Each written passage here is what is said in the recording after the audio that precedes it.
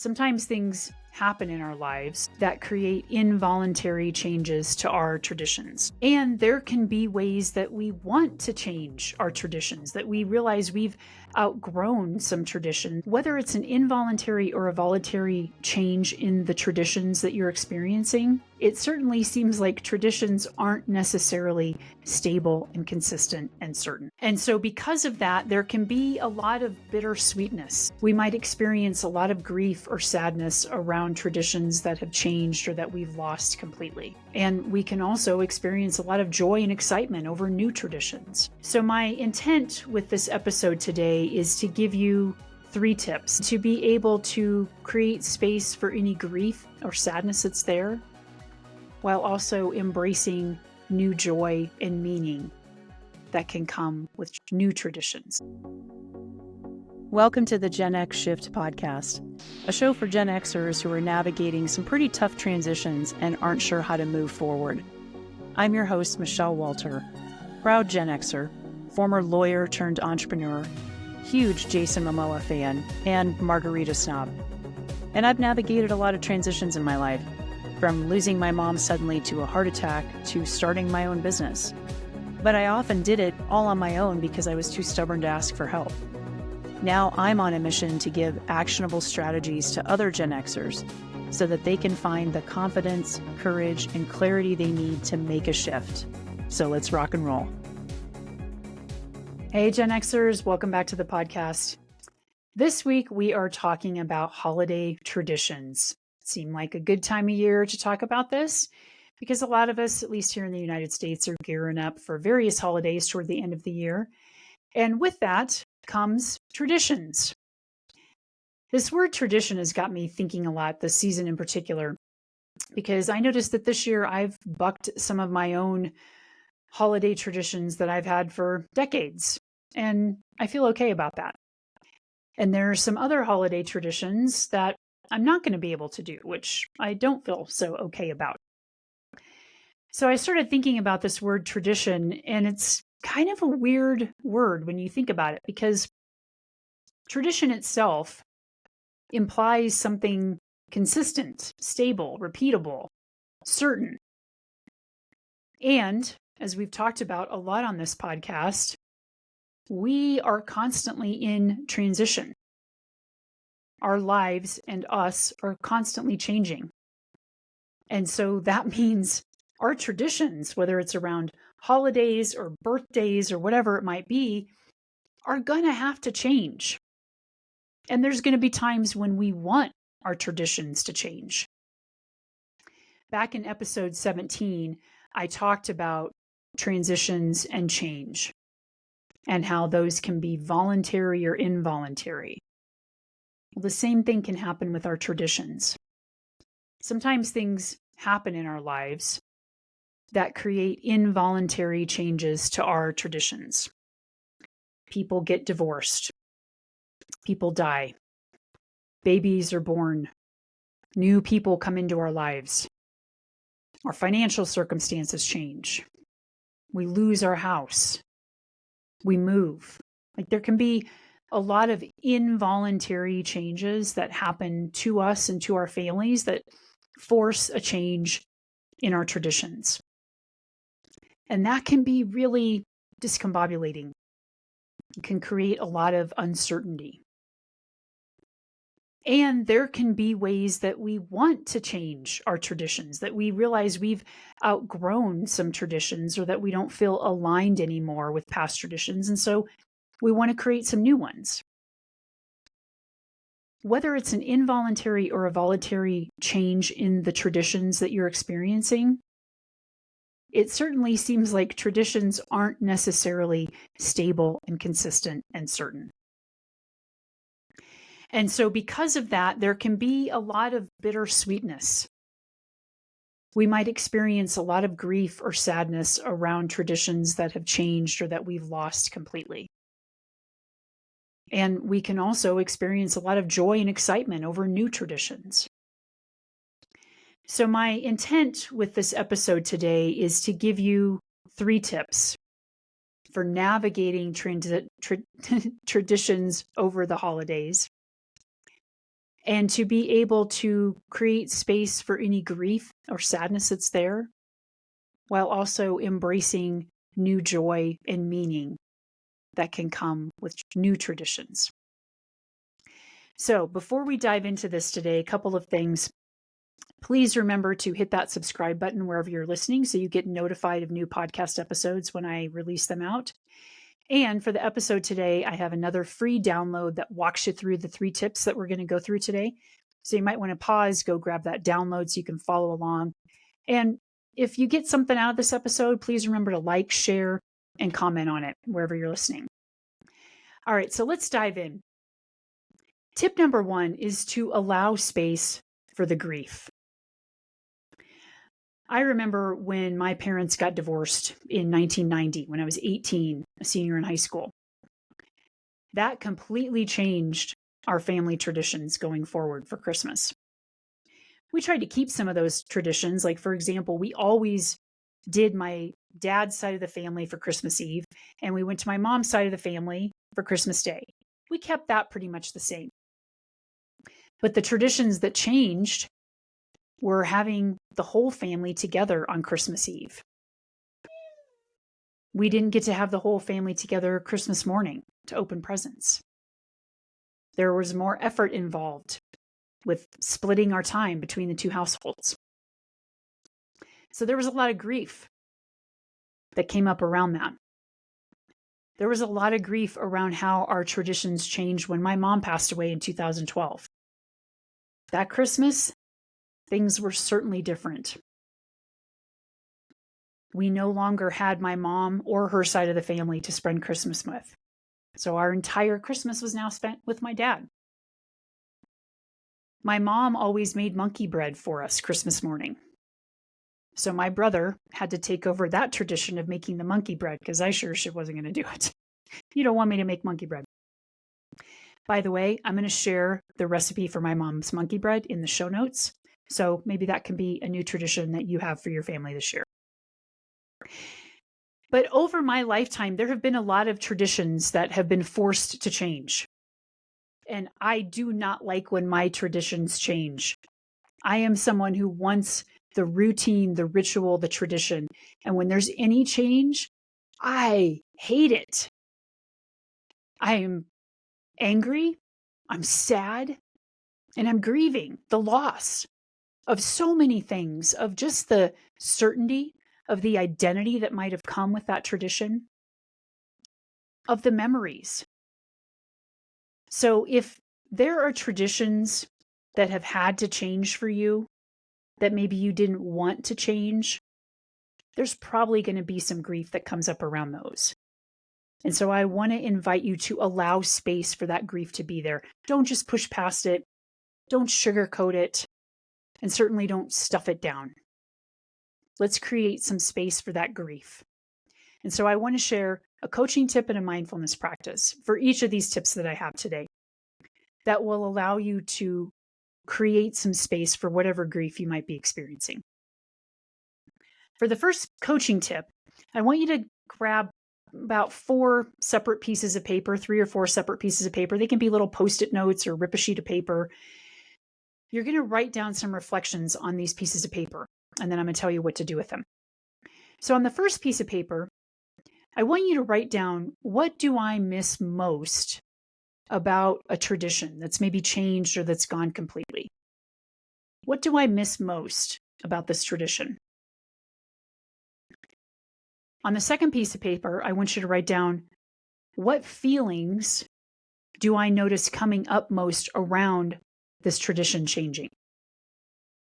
Are there feelings of grief, sadness, anger? Maybe there's even some relief. I don't know. Write down all of the feelings that are coming up around this tradition changing. And on the third piece of paper, I want you to write down some of your favorite memories associated with that tradition. You might even ask other people in your family that were associated with that tradition what some of their memories are around that tradition, and write those down on that third piece of paper. And once you've written down those reflections, I want you to take all those pieces of paper and I want you to put them in a special place. create a pretty little box for them, put them in a drawer, put them someplace where you know where they are, but maybe other people won't find them. Also put them someplace where you will remember them. My mom at Christmas or before Christmas used to hide presents and then she'd forget where she put them. So put them someplace where you'll remember where they are, because then next year you can pull out those pieces of paper and maybe you want to write down some new memories. Maybe there's another tradition that's changed that you want to reflect on that next year. But let this be a special place that holds the memories and the grief associated with that tradition for you. Let that be a special place just for you that you can revisit when you need to. The mindfulness practice that I want to pass along to allow space for the grief is when you have time, find a quiet place where you can be alone. Maybe you can go out for a walk. And as you're thinking about the tradition that's changed or that's been lost, I want you to tune into the grief. Where does that grief live for you in your body? How does your body let you know that you're grieving? Maybe you notice your throat tighten or your chest, or you notice some uneasiness in your stomach. I want you to tune toward that grief. Know that it's okay. And then if at any time it feels too uncomfortable, too triggering, then step out of the practice. Go pet your dog or your cat, make a nice cup of tea, whatever it might be. And when you're ready, come back to the practice.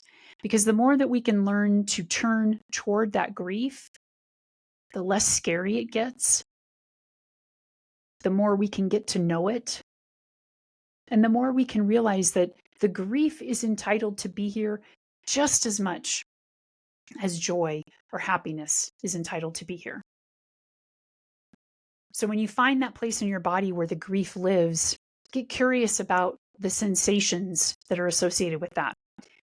Is it a tightness, a hardening, a welling up, an uneasiness, a numbness? Start to get curious about the sensations that are associated with the grief so that you'll start to notice it more when it comes up.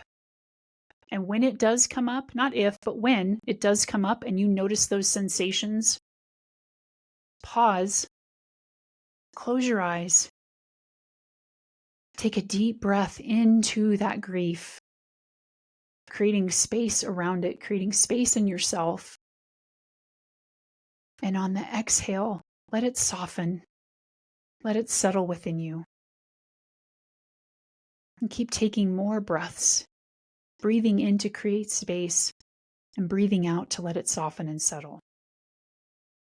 There's no need to try and push the grief away or ignore it. You can create space around it. So that's tip number 1, is to allow space for the grief. Tip number 2 is to find what feels aligned. A lot of times with our traditions, we're just doing what's been done for years in our family. We don't even know why the tradition started. We might not even like it all that much. We just do it. There's a lot of traditions that we do out of obligation or guilt. And that doesn't feel good. Is that really how you want to move through your holidays? Feeling guilty? Weighed down heavy? This is an invitation to start to get curious about what traditions feel more aligned with the experience that you want to have throughout the holidays. So your coaching tip here is to explore a couple of different sides of this. Again, grab a piece of paper. You can just reflect on this silently to yourself. But there are 5 questions I want you to reflect on here. The first is, which traditions feel joyful and meaningful for me? Second, what's one small thing that I can do to bring more joy and meaning into my traditions? And I'm talking small. So if listening to holiday music feels joyful and meaningful for you, do more of that during the holidays. Maybe listen to some music that uplifts you on your way to the in-laws that you don't really want to be going to. Find tiny ways that you can bring in more joyful and meaningful things into the traditions excuse me, that may not feel so great. The third question is then, what traditions feel heavy or outdated or obligatory? Really stop and think about all the stuff that you do during the holidays that just don't feel great and that you do out of some sense of obligation or guilt.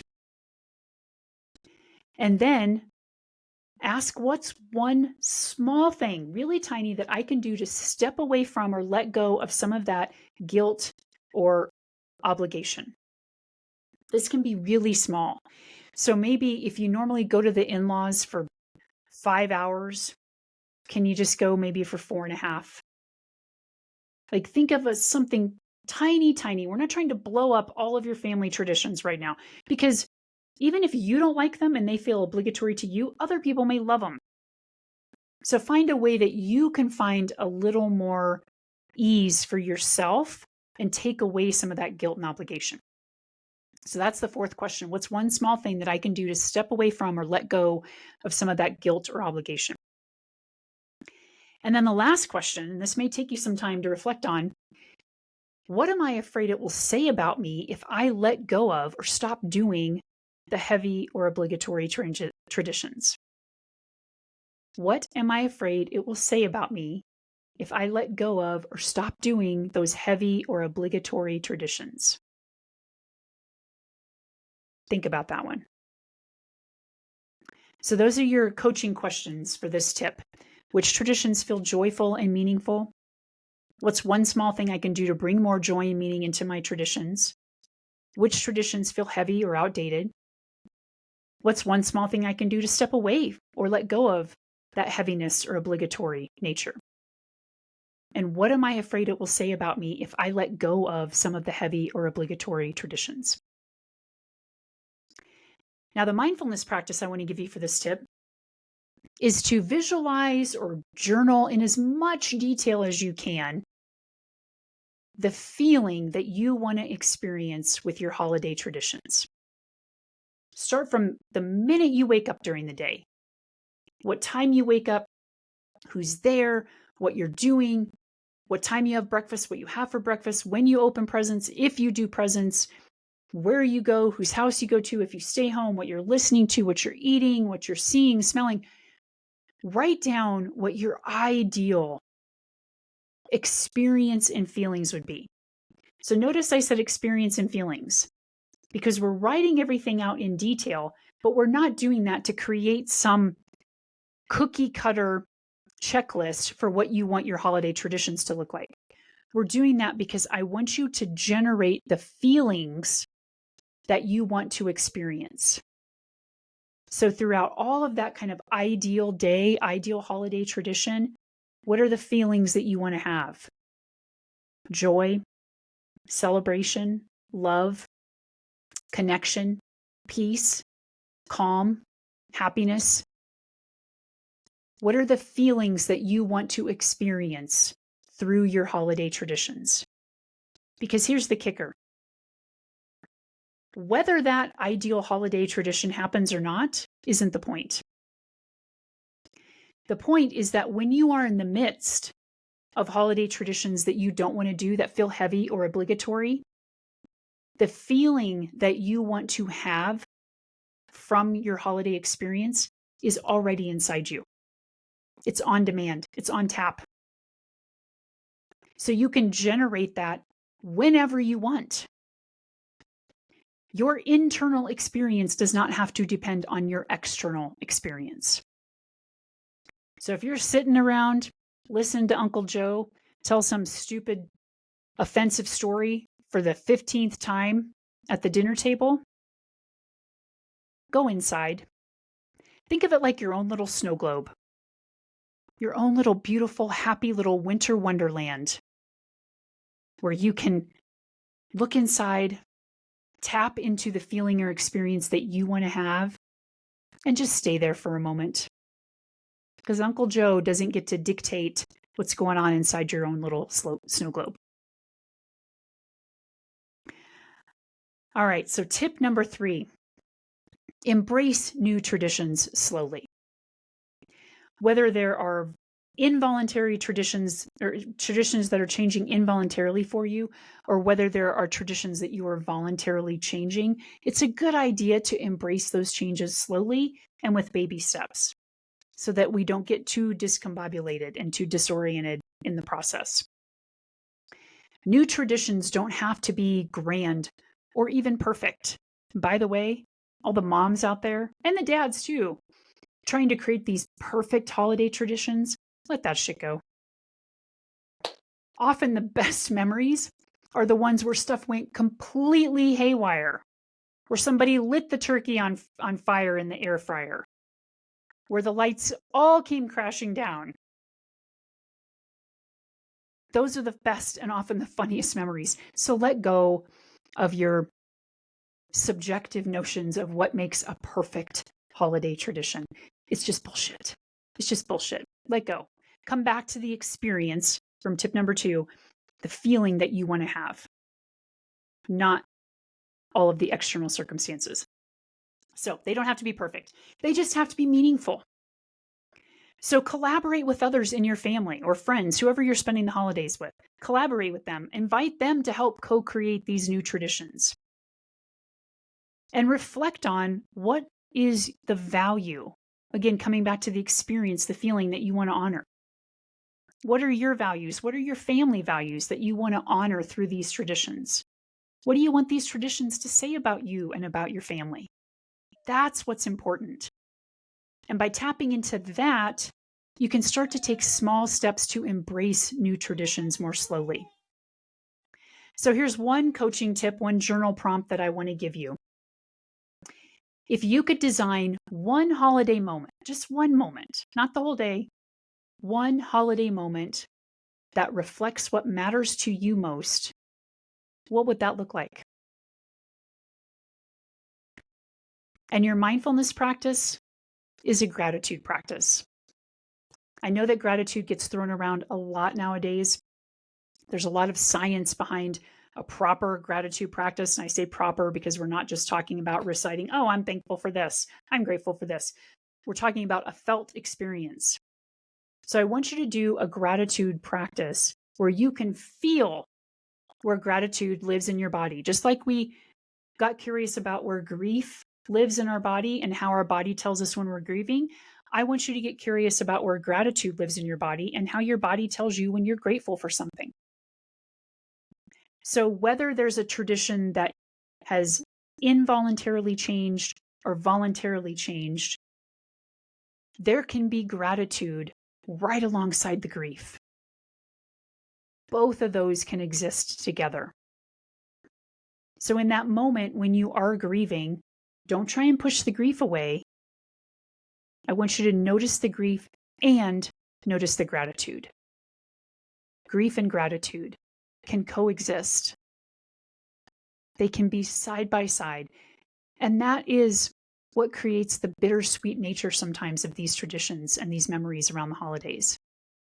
It's bittersweet because we have the grief that's bitter. We have the sweetness that's the gratitude and the joy. So allow both the grief and gratitude to be there.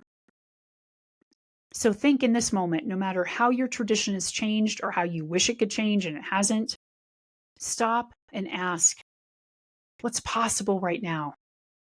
What am I grateful for right now in this moment?